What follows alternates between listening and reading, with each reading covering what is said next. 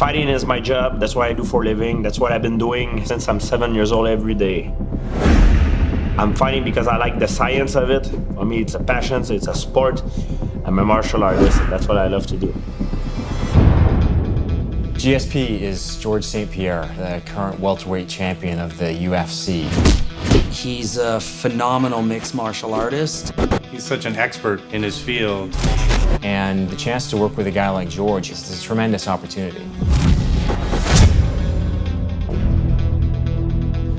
I'm here to make the video game, actually to help the guys help the team, to give them some insight of what I think, to make it more authentic, make it more real. Throughout the development of this game, we've been heavily influenced by MMA, karate, kung fu, wrestling, jiu-jitsu, and that, in a lot of ways, mirrors George's fighting style.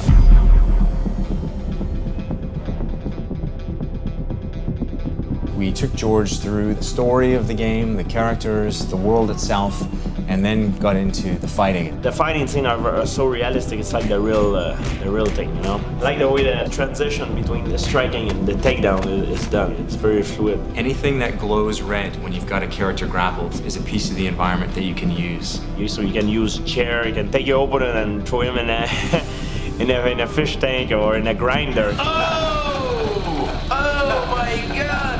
He wanted to get his hands on the game, you know, he almost kind of wanted to take the controls from Mike and play himself.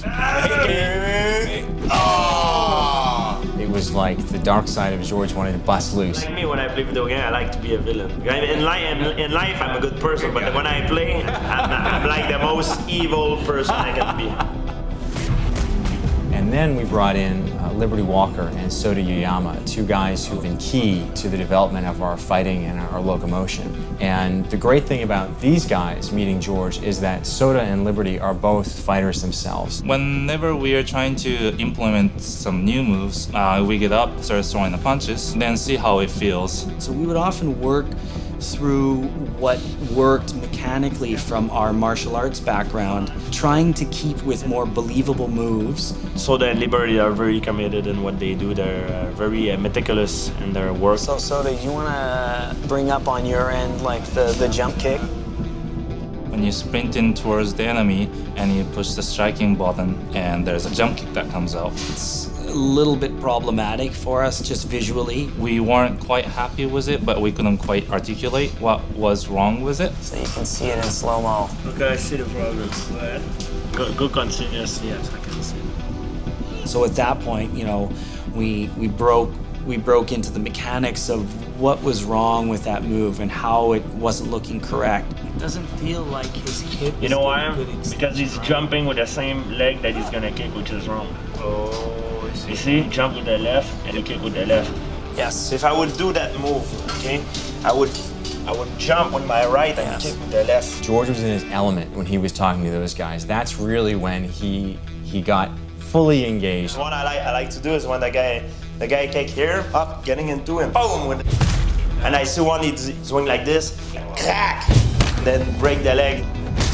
He's done, you know. Tweak this, tune this, make this a little bit different, and we'll be even closer to having truly authentic fighting experience. We talked a little bit about the flying punch. It's one of my favorite moves in the fighting, but I've learned new version of it and new ways to apply it. You know, the one I use with my front end that everybody knows, and I like to combine it with the leg kick. I'm not watching you the leg. So I'm here, you go with the front, and then you finish with the kick this side. And the other one is the same thing, so I fake it, up, and I finish with the kick as well. Nice. It's like a combination, you know, you end up, papa, with the kick. Here, and that's it. Nice. Wow. So even if you're not actually making contact, right? When you're actually working him back, he's on the defensive. You can pin him down. Exactly. And he's then moving, but now you're in. His attention's up here. Yeah. And you're in kicking range. So that's almost guaranteed, right? Exactly. That's because he doesn't see what is coming. You block it. You block his vision high. So he tries to protect high. Then you cut the leg. You know. That's when it works the most efficiently. Yeah, definitely. He helped us refine the flying punch in the animation, and then we implemented in our game. Oh my God, you guys did a great job, like seriously. Maybe you can pick up the control and try out the GSP. Try it out, yeah. If you want to fight multiple guys, I can give you 3 or 4 guys. Yeah, send me another one. Yeah, there you go. Well, you know what? Can you guys give me a little bit more? I think he's dead. Can I have another guy? I just killed this one. Okay, well, do you want maybe 2 more guys? And gave him 2 more guys. And he goes, no, like, I want more. How many can you put on this? And you do like their matrix, like. So we created a whole bunch of guys, and he's like fighting a massive army of guys just at him, and he's just working his way through them.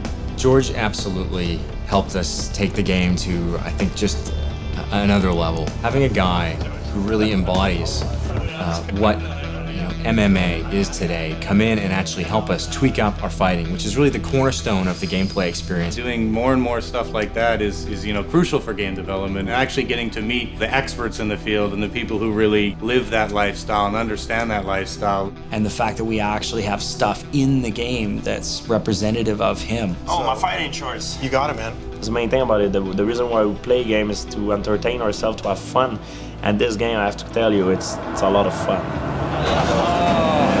That's a murderous rampage. Die, everyone. In many ways, I think he's just as dangerous on the road as he is in the ring.